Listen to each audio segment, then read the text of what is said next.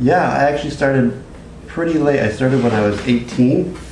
It happened on the first day of college, actually. I was taking a class, the Introduction to the World of Music. It was my first college class ever. And when I walked in and sat down, the teacher even said, "Today might be the very first class you're taking in college ever." So immediately I connected with the teacher, and throughout the course he played Debussy on the piano,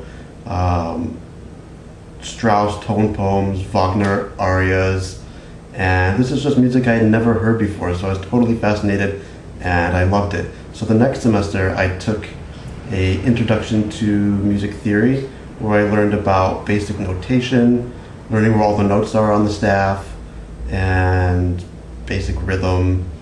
And then the next school year, for the fall semester, I took class piano and excelled so rapidly that by the spring semester I started taking private lessons, and the rest is history. By the time I was done with school, I played a mixed recital where the first half was solo piano music of Chopin, Mozart, Schumann, and Rachmaninoff, and the second half was the faculty playing a couple of my early pieces.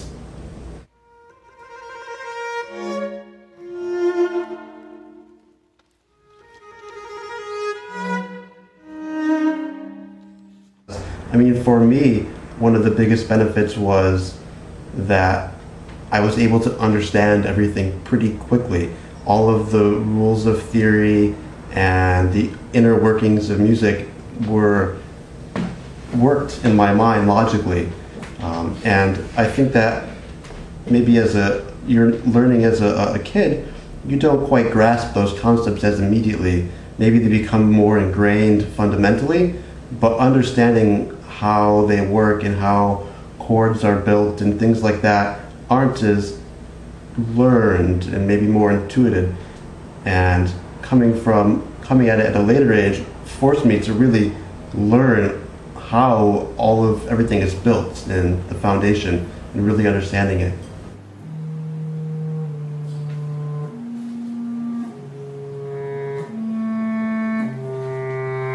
Well, I think that there is a foundation of that happening. I mean, a lot of the great composers of the early 20th century wrote pieces for children.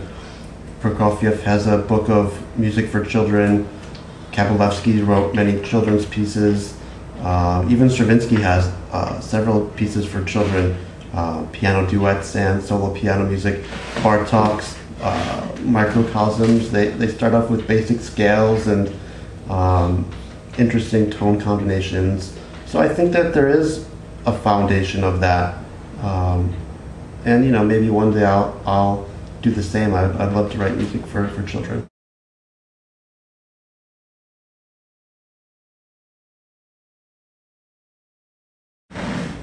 For me, I'm most influenced by, I would say, French, Russian, and American music.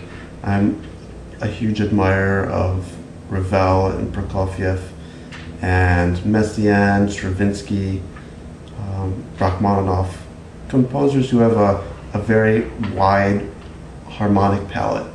That's what I'm really interested in. And I love jazz music and the rhythms and structure.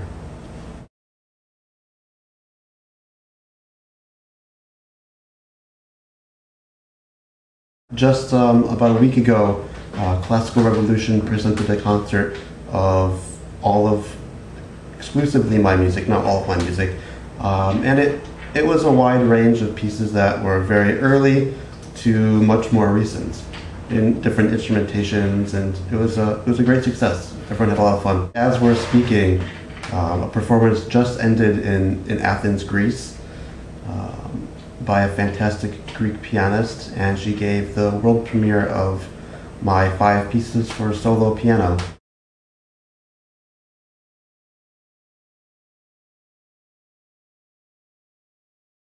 Mostly chamber music. I have several song cycles, a choral piece, a large piece for violin and orchestra, an orchestral piece that's still in the works, a piece for chamber orchestra, lots of music for solo piano because it's the instrument I feel most comfortable writing for, as well as quite a bit of cello music and some wind music, which I'm very fond of as well.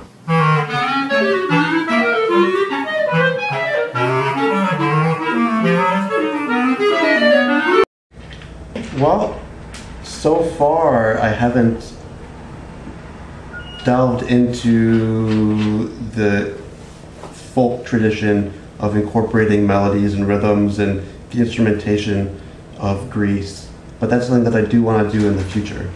Yeah. And especially using some of the Greek dramas and tragedies and plays and setting them. That's always been an interest.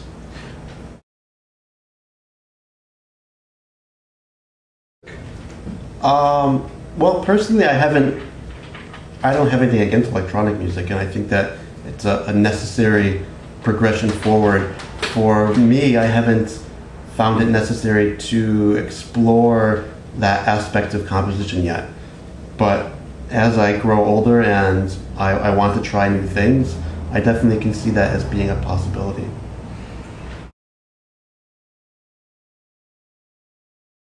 Well, pretty much any spare time that I have time.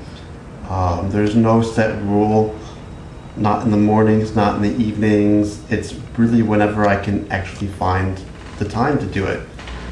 But I make it habitual. It's always I do it every day, no matter what, almost. That's a great question. Every piece is different.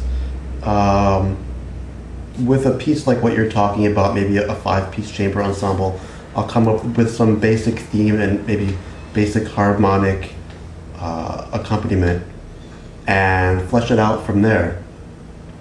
For song cycles, I'll always start with choosing the text and usually setting the text like a melody or a theme of some kind. But every piece is different. Sometimes I'll just be noodling at the piano and that'll become the basis of something that I don't know the instrumentation for yet. So everything is different.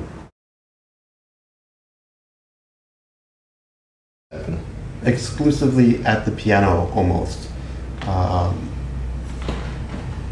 Starting music late, my ears developed differently than a lot of other musicians, and since I really appreciate harmony almost more than anything, creating a unique harmonic landscape is very important to me. So being able to have the keyboard accessible and being able to hear all of the different pitches and the voicings of the harmonies and the chords, for me, is really essential.